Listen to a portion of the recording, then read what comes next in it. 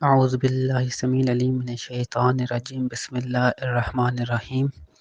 الصلاۃ والسلام علیک یا سیدی یا مرشد یا رسول اللہ وعلی آلک وصحابک یا نبی اللہ سبحانک اللہم وبحمدک اشہد ان لا الہ الا انت استغفرک واتوب الیک۔ السلام علیکم ورحمۃ اللہ وبرکاتہ۔ میری طرف سے تمام قافلہ درود شریف کے ممبرس کو السلام علیکم۔ اللہ تعالیٰ آپ کو اور آپ کے تمام گھر والوں کو صحت و تندرستی عطا فرمائے اور اسی طرح درود شریف کی خدمت کرنے کی توفیق عطا فرمائے۔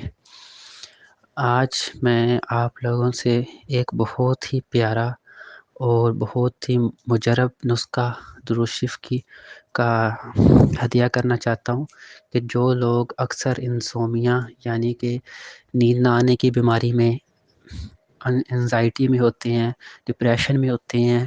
اور جن کو جسمانی تھکاوٹ اتنی ہوتی ہے، جن کی نیند پوری نہیں ہو جاتی، اور اس طرح کے بہت سے معاملات جو ان کی میموری کو، ان کے دماغ کو، ڈپریشن کو اور نیند نہ آنے کے وجوہات بنتے ہیں، ان کے لیے یہ ہے کہ وہ پہلے تو باوضو رہا کریں، اور عموماً سب کو باوضو سونے کی عادت بنانی چاہیے، کیونکہ باوضو سوتے ہوئے اگر کسی کو موت آ جائے تو وہ شہادت کی موت ہوتی ہے، اور انسان شیاطین کے حملوں سے بھی محفوظ رہتا ہے۔ باوضو رہیں اور پھر بستر پر جا کر سویں۔ آپ جو ہے تسبیح لے لیں اور مدینہ شریف کی طرف منہ کر کے بیٹھ جائیں، یا قبلہ کی طرف منہ کر کے بیٹھ جائیں توجہ سے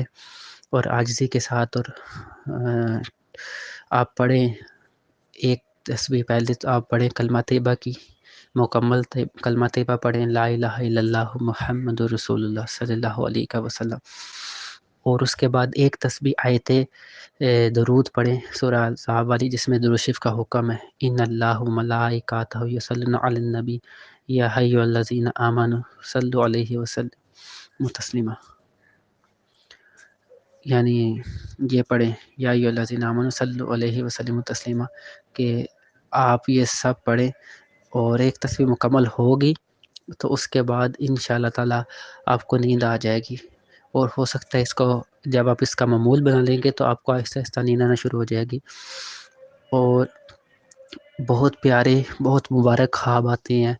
سکون کی نیند آتی ہے، ڈپریشن اور انسائٹی اور انسومیا کی بیماریاں بالکل ختم ہو جاتی ہیں کچھ ہی دنوں میں۔ ایک ویک کے اندر آپ بہت زیادہ فرق محسوس کریں گے، اور بہت سے معاملات آسان ہو جائیں گے، آپ کی دعاؤں میں برکت آنا شروع ہو جائے گی، آپ کے گھر بار میں، اولاد میں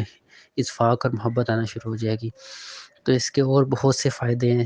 جو کہ ویڈیو زیادہ لمبی ہو جائے گی اس وجہ سے نہیں کرتا، تو اللہ تعالیٰ آپ سب کو درود شریف پڑھنے کی توفیق عطا فرمائے۔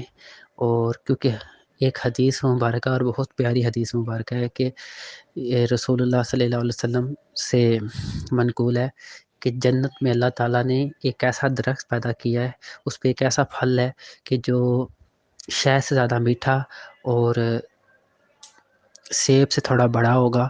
اور اس کی جو درخت کی شاخیں ہوں گی وہ سونے کی، اور اس کے جو پتے ہوں گے وہ زبرجد۔